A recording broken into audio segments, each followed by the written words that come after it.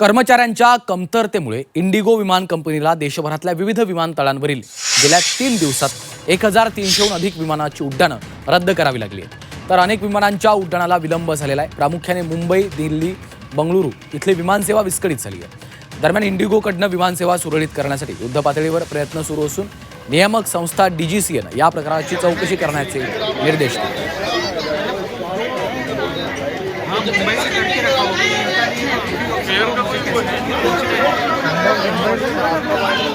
Charge गुना price पे करना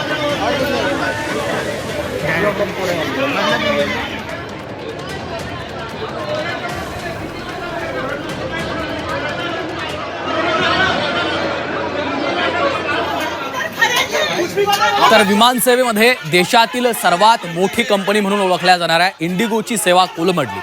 सलग तिसऱ्या दिवशी इंडिगोची विमानसेवा कोलमडलेली आहे। तर मुंबईमधील रात्रीपर्यंतची सगळी अशी 120 उड्डाणं रद्द करण्यात आलेली आहे। आणि याच संदर्भात मुंबई विमानतळावरून याचा आढावा घेतलेला आहे आमच्या प्रतिनिधी मनश्री पाठक यांनी।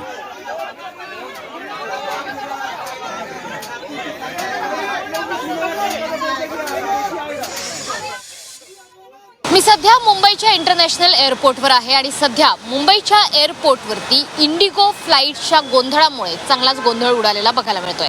इंडिगोची सेवा गेले 3 दिवस झाले विस्कळीत आहे। जवळपास 550 विमानं रद्द झाली असल्या कारणानं देशभरात हजारो प्रवाशांना त्याचा मनस्ताप झालाय।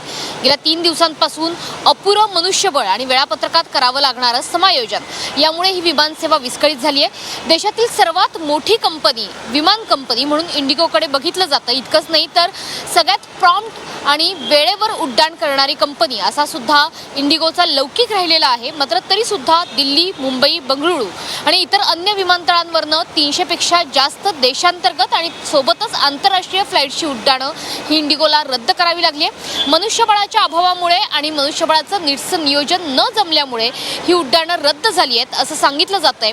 इंडिगोची विमानसेवा वेळेच्या खात्रीशीरपणामुळे खरं तर यापूर्वी लोकप्रिय होती, मात्र आता त्या लोकप्रियतेला गळती लागलेली बघावी लागते। सगळी उड्डाणं लवकरात लवकर आपण पूर्ववत करू अशी खात्री सुद्धा इंडिगो कंपनीकडनं देण्यात आलेली आहे।